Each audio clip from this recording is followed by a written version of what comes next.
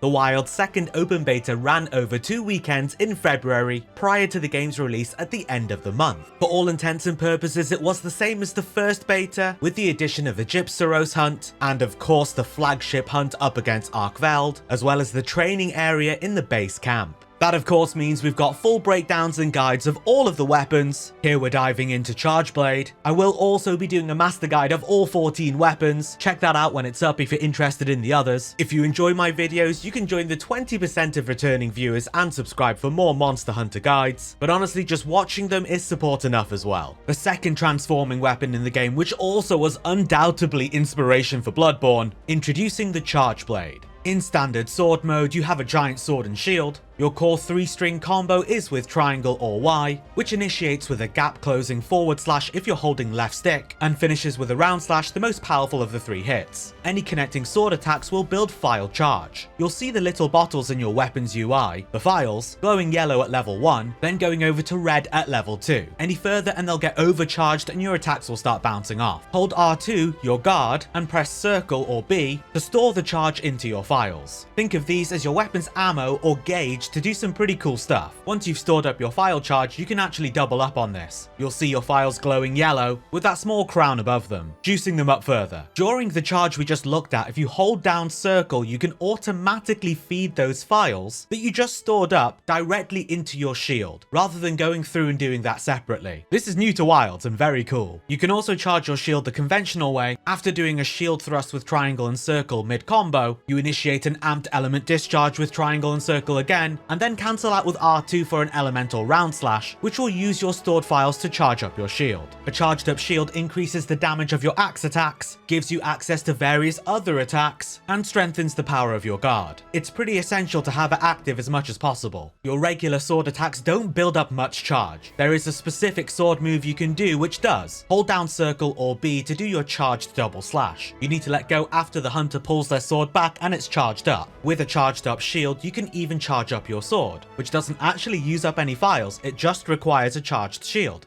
increasing the damage of your sword strikes and also giving it mind's eye so it doesn't bounce off monsters, even if overcharged. A nice little bonus, but not at all necessary. In sword mode, you can press R2, your guard, and triangle to do a morph slash, transforming it into the giant two-handed axe. You can also go directly into axe mode from sheaths with a morphing attack by pressing R2, a nice quick hitting axe slam. The idea of axe mode is it's the slower damage dealing form, and with our charged up shield we're going to be doing more damage than usual. Your standard 2-string combo is with triangle, doing the rising slash and overhead slash, which you can loop indefinitely. Holding directional inputs during these will alter them, such as the gap closing dash slam or a lateral fade slash to the sides. Fantastic deviations allowing you to maneuver the hunter. Your circle or B combo is where the real meat of the weapon lies. Here we're going to be expending our files. The element discharge combo swings your axe around whilst unloading files for additional damage. This is a really powerful combo. After the full combo finishing with the amped element discharge follow-up, you're able to press triangle and circle to do a super amped element discharge, which is a big wind-up slam of the axe with huge reach that unloads all files. Of course, doing more damage the more files you have. This can only be done if your shield is charged. You'll notice on the UI there's one more thing for us to charge up, and that is power axe mode, often dubbed Savage Axe. Activating this adds additional ticks of damage to your axe attacks when you hold the button down, but far more importantly drastically reduces your file consumption, making it absolutely essential to have active at all times where possible. There are 4 ways to activate power axe mode. One is your focus strike. In focus mode, holding down L2, press R1 to do your focus strike and get the pizza cutter spinning. The other very accessible, easy way to do it is to get a perfect guard by blocking at the last moment with your shield and then pressing triangle to activate Savage Axe. The third is after executing a power clash, you're able to press triangle to activate Savage Axe. And finally, when you've got a mount on the monster, the mount finisher will give you Savage Axe as well. And it's goddamn brutal as well, bloody hell. Now with our charged up shield, double charged files and Savage Axe active, we're doing our element discharge combo and barely going through any files at all. Previously it was using 1 per hit. The full string all the way up to element discharge follow-up after AED consumes 1 double charged file. What a crazy difference it makes. So yeah, you can use your SAED, but do you really want to? Feels like a bit of a waste. Wild's Chargeblade has definitely taken it into a different direction away from SAED. Consumption of your files no longer takes you out of Savage Axe mode. When it runs out, you'll have to do one of the 3 activations activations again, but using up your files does not cancel it out. Sword mode has some fantastic mobility strikes, / initiating with triangle and left stick while sheathed, or initiating with triangle and circle whilst unsheathed for a quick gap closing step forward strike. You can also hold left stick and circle to do fade slashes, which you'll see you slide across before doing a round slash, is another attack with great maneuverability, either for gap closing or for just repositioning.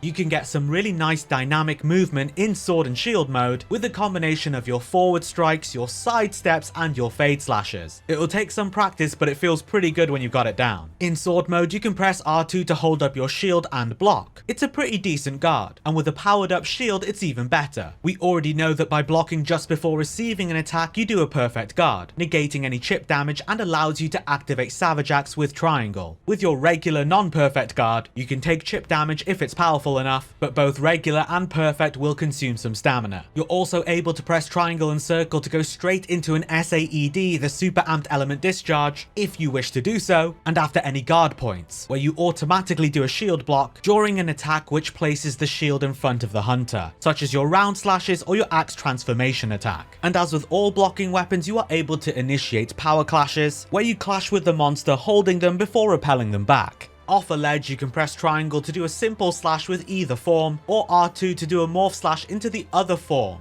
Whew, easy, right? Charge Blade is the process weapon, and not only that, but process order as well. Quite a bit to manage, quite a bit going on. It does feel pretty smooth and streamlined in Wilds though, and I love that we're spending all this time in axe form to really dish out this damage. In my opinion, this is absolutely peak Charge Blade and the crunchiest form of it we've ever had. Give it a swing around and practice charging all the different elements of it, and let me know what you think. As mentioned, I'm going to be covering all 14 of the weapons in a master guide and in these individual breakdowns as well. If you're interested in those, keep a lookout for them. Join the 20% of returning viewers and subscribe if you want to catch more of my Monster Hunter videos. But until next time, I'll see you in the Forbidden Lands.